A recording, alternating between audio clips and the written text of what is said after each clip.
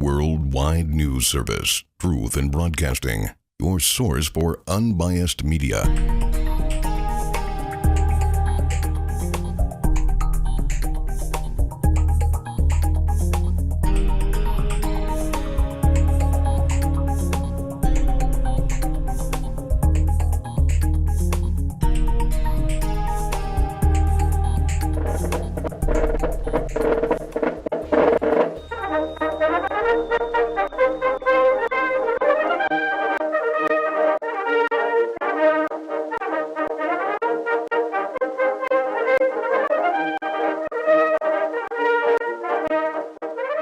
Standing on the shores of Phoenix City, Alabama. Across the way, that's Columbus, Georgia.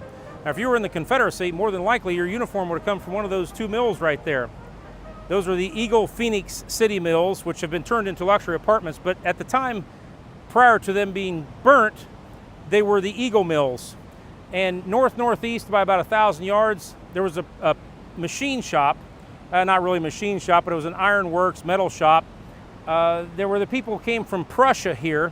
And during the war, they took part in supplying the South with swords and sabers. And at their heyday, they had 400 employees. To the south, there was a shipyard. Right over here, a cannon manufacturer.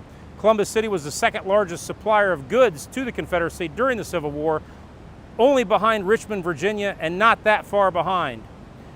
So the battle here, which was the last battle of the Confederacy, took place April 16th. Now you might be asking yourself, how could that happen? The war ended April 9th because Lee surrendered in Appomattox on April 9th. Well, they didn't have cell phones. Communication was a little rough, so sometimes word got down the pike slowly. So April 16th, there were 13,000 troops, Union troops, approaching from the west and from the south and a few from the north. The townfolk of Columbus had been warned that they were coming. And the South had all been but decimated at that point. There were 3,500 troops in Columbus, Georgia, trying to hold off the attack.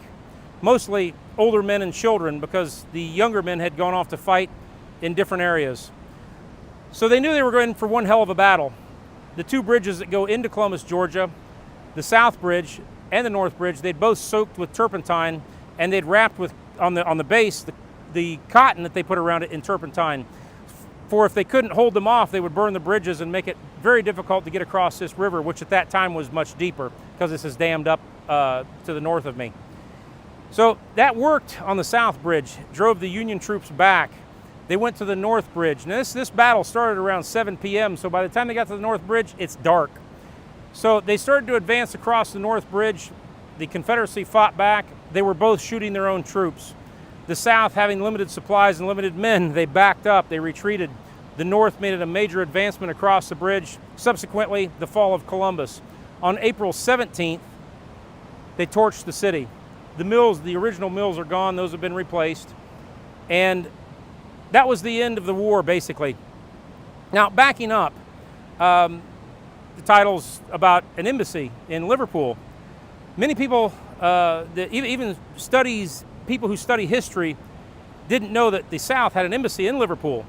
England was in need of the cotton that came from this region. And so they were more on the friendly terms with the Confederacy, plus that the Confederacy had split from the Union. And they created a bond and a friendship. And I think the Confederacy had expected a little more help from the troops from England. They didn't get it. We're going to go over to England right now, take a look at where the embassy was, and the buildings still stand. We're in Liverpool, and I'm standing in front of the building that was once the Confederate Embassy. That's right, we had a Confederate Embassy in Liverpool out of the South during the Civil War. Now, what's a shame is there used to be a plaque up there, and it was a plaque from 1865, and it said President Jefferson Davis, and had a couple other Confederate statements on there, and it's been, they've taken it off, it's gone. And another piece right up here, which is copper now, has been covered up, and that was another embassy state sign.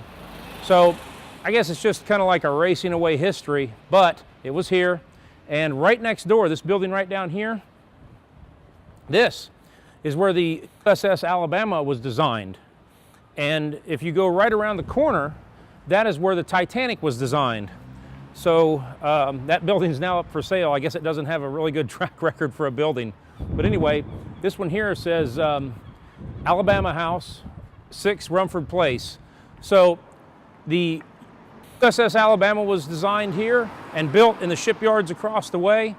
And this was the Confederate embassy. So the British were still angry about the war of independence. So I guess that's why they decided to help the South. And plus the South provided England with a lot of cotton.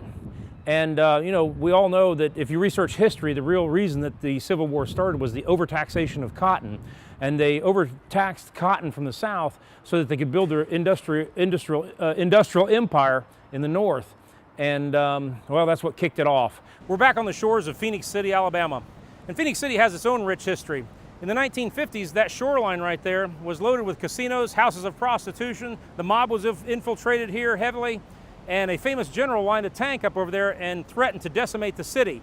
And they made a film about it. There's plenty of books that have been written about it and history on it, so it's worth a look to see what actually happened. It's funny to think that all that happened in the deep South in the 1950s, the gambling, the prostitution, and all. Now back to the story of the embassy and the Confederacy. And I believe it's very important that we know history from a factual standpoint. And history is being omitted in certain areas because it's not politically correct, it hurts someone's feeling. But I don't believe that you can get where you're going unless you know where you've been, and if there's been a problem, to correct it. If it has to be omitted, then the next generation don't even know about it. It'll continue to happen. One of Abraham Lincoln's top priorities was to send the slaves back to Africa or back to the Caribbean or create them a homeland in South or Central America.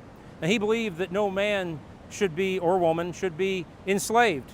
But he also believed that there was such differences between the races, culturally and genetically, that they could never coexist peacefully.